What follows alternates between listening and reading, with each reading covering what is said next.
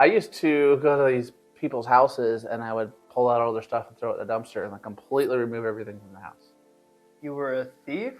What? Why? No. I was paid to do this by the then owner of the house. Oh, okay. Because they had been foreclosed on. So you weren't a mob boss, or you weren't working for the mob. No, well, it depends on your vision of a bank. Oh, okay.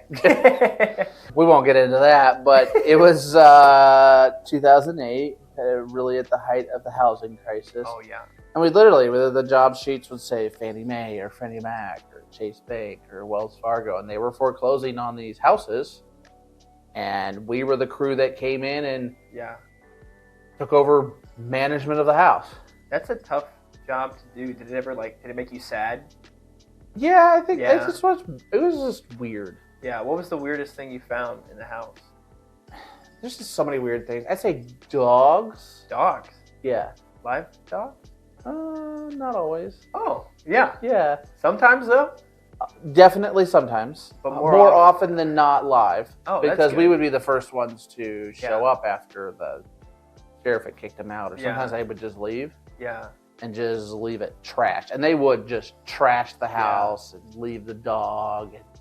And then you think, like, people are going through this crisis in life. Like, I don't know what they might be depressed. They lost a job. I'm not really sure the whole situation with it. And they would just leave stuff. Yeah. We'd have to call the dog catcher to come get the dogs. And it was a rough job. Yeah. Did you ever keep cool stuff? Did they have any cool stuff to keep? I'm sure you weren't allowed to keep the cool stuff, but you can tell me. So the boss was really particular about that. Oh, okay. Because we got paid a flat fee to clean them out, and there wasn't a ton of margin in that. Oh, okay. Yeah. So he was also trying to like do this aftermarket thing of like selling the electronics and putting this on eBay and selling scrap metal, and he was just kind of scrapping for everybody. But everybody was kind of in a crisis at that time. Right. So sometimes he would charge you for the thing that you wanted to keep. That's hilarious. And That's so funny. He would literally yell at us about like, you want to keep all this stuff, and it was just like I just quit not caring. Yeah, I don't want this thing. Yeah. But he always had a collection of stuff that he wanted to keep for whatever reason. It was his company. It's his money. Yeah. I quit asking. Yeah. I just kind of was like, I don't care. I'm just here to do a job. Yeah. So what about you? Any interesting job? I think the most interesting job, I was a carny for a couple summers. Are you allowed to say that? I don't think we like that. I don't think you can say it. No, I'm just kidding. Yeah. No, but Yeah. I worked for a fair, an amusement company, and we traveled all around Ohio doing fairs. We even did, we were at Country Fest for a couple years, and it was so much fun. I was in charge of the fishbowl game. Oh. So you throw a ping pong ball in one of the bowls, and then... Definitely a scam. So you're a scam artist. Absolutely not. No, I was giving away fishes. I gave away, most days I gave away all, at the end of the weekend, I gave away all my fish. Would they die if you didn't? Maybe. Goldfish are hard to travel. Goldfish are hard to travel. They don't do good driving back 5 or 6 hours to wherever we're coming from. Wait, so would they just like show up somewhere and like go to the local pet store and buy a bunch of goldfish? Yes, they would. That's hilarious. Yes, just go get feeder fish. That's what would happen. All right, this is my mind. So let me go back to this carny thing though. Is like carny in the carny world like the N word? Maybe. Like you guys can say it to like, hey carny, what's up? But you totally can't say that if you're not a carny. I think so. I don't. I never like addressed it while I was there. I didn't find out. But do you like feel like comfortable like walking through the fair and be like, what's up, carny? Like, would they like beat you up? I don't think so. But it's also like it's a family business, so everybody there, like you already have a deep connection with. You can, joke. It's very like, it's professional customer facing, but like working there, it's like literally working with your family. Okay. So, I think I did have one conversation where it's just like, I'm not a carny. Or like one of the guys was like, I'm not a carny. I'm an entertainment professional. And I was just like, okay. Yeah. I mean, you own the business. Like, yeah. Okay. And I'm a barista because I have a coffee brewer. Right. No. Yeah. You run a game at the fairs around Ohio. I don't know if that makes you an entertainment professional. No. But I guess if you did the whole operation, you would, you oversaw it all. Like you'd be an entertainment professional. Did you think you were an entertainment professional? No, I was a carny. No, man. I was having a blast. No, it was great. It was so interesting. The people you would run into all the time was like the best part. And it was also kind of like a sales position because you want to get people to play. And like our top prize were hermit crabs. So it's like usually those are the worst. Yeah, they stink too. And they bite you. Like I don't get why people want them, but they really wanted them. They wanted these hermit crabs. And these are things that you would buy at the local pet store and bring over. Now the crabs we took with us all year round. But the fish we would get wherever we could get fish. So are you just like a mobile hermit crab breeding farm? Oh yeah. I don't know where the hermit crabs came from, but the hermit crabs were much hardier than the fish. They could go on the long drives and live good. That's interesting. Now, you would give away a ton of goldfish. Oh yeah. How many crabs? Oh, maybe like 3 or 4 a weekend. That's that bowl at the top. That top bowl you throw the ping pong in. That one's actually hard to get. Mm-hmm. That's the one that is hard to get. That's where I give away the stuffed animals and the hermit crabs. So usually tried not to so many, but we did. Like you can win it. So what was like the worst job you ever had?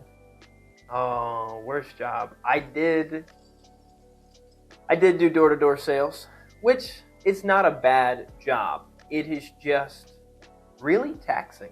I did door-to-door sales, like houses or businesses? Houses. Oh, that's hard. Yeah, so it was residential door-to-door. It was a lot of getting yelled at. A lot of getting cops called on you.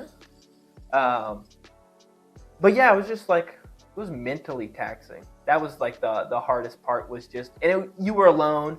I'm in my car. I'm looking at an iPad, looking, what street have I not been on today?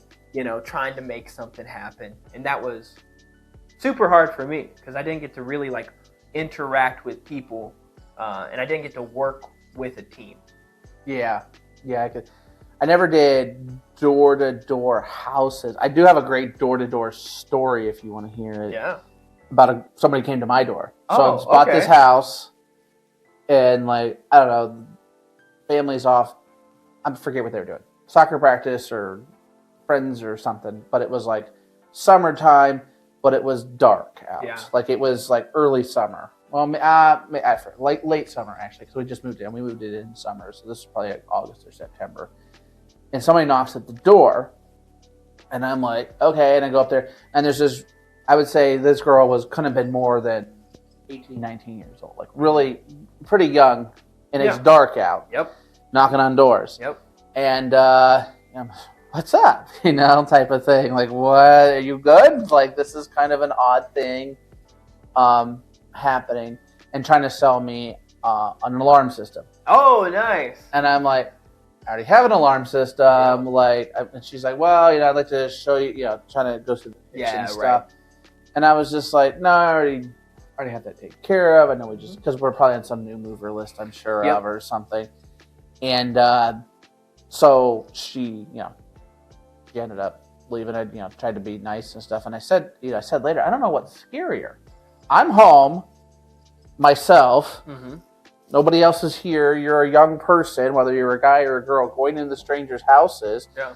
I could be the creepiest dude ever. Yeah. I was like, none of my kids are ever doing that job. Yeah. Like, I don't care. Like, find something else where you're like, feel safe. You're going to go into some dude's house and nobody else is home. Yep.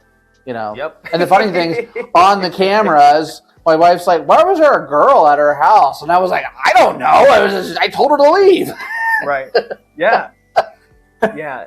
Door-to-door sales is crazy. You think the job would be, at least residential, you think it'd be wiped out by now. Like, I appreciate the grind. The people doing that, they are totally like 100% like about it. But it is difficult. So what were you selling? I was selling energy contracts. So like on your gas and electric bill for at least Ohio, you have a supplier, and I was there to offer different rates, different programs. Sometimes they were better than, what the person had, and other times they weren't so much. But it was so that was a scam. Yes. Yeah. Yeah. I think there's definitely better options, but it was not a product that I believed in. Mm-hmm. Or it was also difficult having the knowledge of, I know right now there's a better price with a different company. And I know exactly how to help you if you're really struggling financially, you really need a lower bill. I know exactly how to help you, but I am here to push my own agenda. Basically. Correct. So that was another bit of like taxing piece on me. Yeah.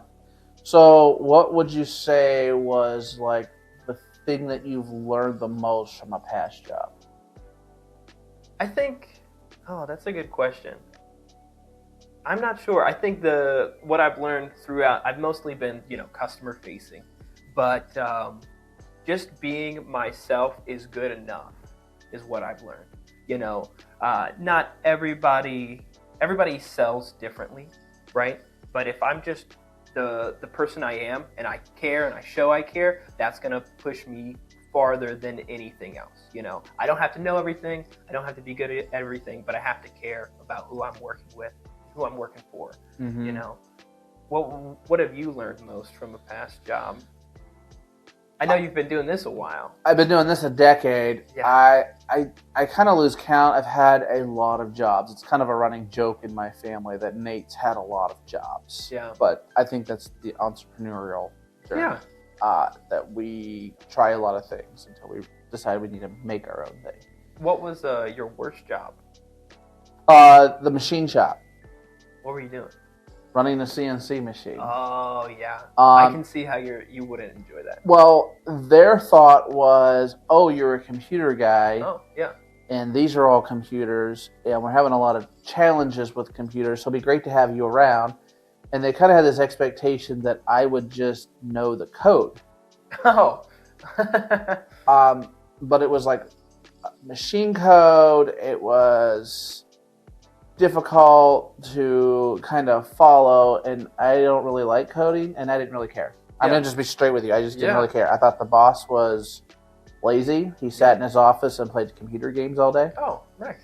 And there was only 3 of us that worked there in the shop, and so the 3 of us all sat out there and ran our individual machines. Yeah. And to be quite honest, I think he could have run the whole place by himself if he wasn't lazy, or just him and one guy. Wow. Well, you set these machines up, and they just run. Right. Well, I was really bad at like setting up the machine. Like I had a hard time catching on to the logic of, because there's a lot of movement. I wasn't exactly like a great math guy. Yeah. So the head comes down, it has to move this way, it can move this way, it can go low, it can go high. Like there's a lot of thought that goes into it. Now it's probably some type of AI thing that does these things now. Yeah. Than anything else. But the real challenge was I kept crashing it. So you would put these pieces of metal in a vise. Yeah. Well, you would cut these pieces of metal, you drill and do this stuff, and there was coolant. So it's really cool. It's like a 3D printer, but as big as your car. Oh yeah. With these big, massive pieces, or big or little pieces of metal you put in there, and I would run the head into the vise sometimes. Oh.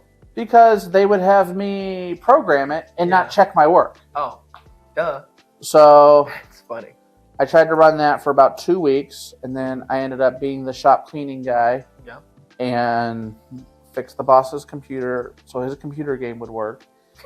And then I went back to delivering pizzas. There you go. Yeah. I do somewhere have a piece of metal from that experience from when I crashed the machine and it cost them like $1,000. Yeah. And I remember quitting. I was like, I think it's pretty obvious. Like, I'm not good at this job. Yeah. And I said, I don't like it here. It's not that I don't like you guys. I just hate this job. Yeah. How did you find, I know you've been into IT and computers since like almost like childhood, but like how did you find something you were good at and also enjoyed? Because like that's like what everybody wants, right? You want something that you're passionate about enough to go to every day, but also that you have skill in. So what was that path like for you?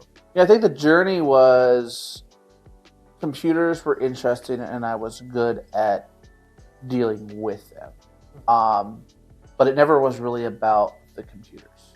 Okay. It was that it created a conversation for me to talk to people. Oh, yeah. So like I found a trade school, and I had originally gone to this like trade school to like just get some knowledge because I was trying to like make some extra money on the side, and I just went there and they're like, hey, we have this program and we think you'd be really perfect for it, and it was a one-on-one program. And so I did that for a year, and then I ended up working for the trade school for another 2 years, doing some teaching, doing some IT work for them. And I kind of got into IT work, but it never really was about IT. It was really about when I got a job or I worked at the school. It was really about the process. It was really about, I would say, more of the business side of the IT than the actual IT for me. Like I got very focused on branding and marketing and the sales and kind of the whole body of it. Right. And I would always end up being the first guy not fixing the computers and focusing on making sure the store looked nice or, you know, getting the website cleaned up or going out and trying to sell, you know, the network system. Yeah. And that's really how it grew out of that. Cool. Very cool. Yeah. What about you? What would you say, like, as your journey into a career, where do you really think, like, you shine? I mean, you say customer service, sales, but is it really that, or is it something deeper?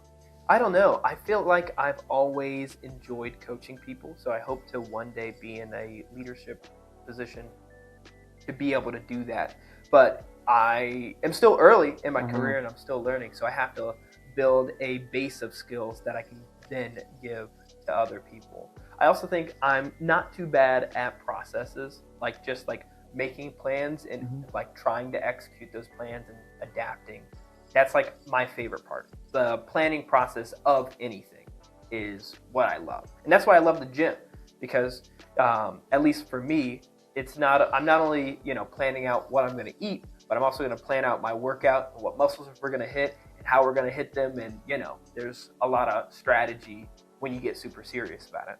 Yeah, like you mentioned gym. Do you like the actual process of lifting, or do you like more enjoy helping people figure out what works for them? Both. Okay. But the first 3 months of me going to the gym, I hated the gym. I hated it. Like, I did not like it. It was not fun. Every time I went in there, it was super frustrating because I started working out with my dad. He was just much stronger than me. And so I couldn't lift any of the weights, you know. But after that, I stuck with it. For whatever reason, I was like, you know, the first what got me hooked was the feeling after. I felt like I had done something that was like, oh man, you know, I accomplished something. So I kept going back. But after that, after those 3 months, I started seeing results. And in high school, I was a skinny kid. I was probably 130 pounds soaking wet.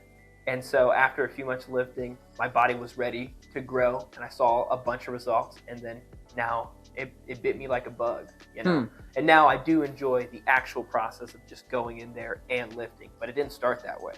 And I do love helping people. That's like absolute helping somebody figure it out. And everybody's going to figure it out differently. You know, there's principles to weight training and like how to technically do it, but everybody's going to start somewhere different with their activities levels, and you know, everybody's going to have a different thing that really works for them. I think it's interesting you say that your gym journey like that. Like, you may not know this, but I've gone to gyms for years, like probably 15 years. I had gym memberships most of those 15 years, and I still hate it. Yeah. I've worked one-on-one with people. Yep. I still hate the gym. Yep. There's nothing about the gym I like more than leaving the gym. Yeah. No, and I find that to be true for a lot of people. I think that it's still, if weight training in the gym is not for you, there's just something there in that realm of physical activity that is for you. And like as a coach or as somebody, a personal trainer, like that's your job to figure out for each client. Like, how do we get them? Like nutrition's always going to be, let's get them to where they got to go, right? If their thing is weight loss, but if it's overall health, we also have to do something we like with movement, you know? So yeah, it's just figuring out. And I think there's a lot of great group classes and like community that gets built around the gym. And so that's like one of the things that has to get you hooked as well. Because I wasn't going to the gym alone. I was with my dad, and that helped build our relationship. And then after my dad stopped going with me, I was going to a private gym with all bodybuilders. And they were very serious about it and, you know, talking about it. And it was just a very shared experience, you know? Yeah. I think you talk about the coaching thing, and I think that is a lot of why I like what I do professionally. Because it's like, yeah, I might sell you IT support, but next year, you know, we need to work on maybe your phones or maybe your network. And it's always like, it's never done. It's always, there's more things that have to be built and coached, and it's process. It's not just, I can deliver you all this stuff, but if you don't know how to use it, and if not a purpose, like a business reason to have it, then it's useless to you, and they're going to hate it. Yeah, I think that's what's true with like our best clients are the clients that buy into wanting to learn how to better use IT. You know, like it's the people that really want to make things more efficient, and that's like one of our biggest tools of like, let's find the process. Again, let's find the process that works for you.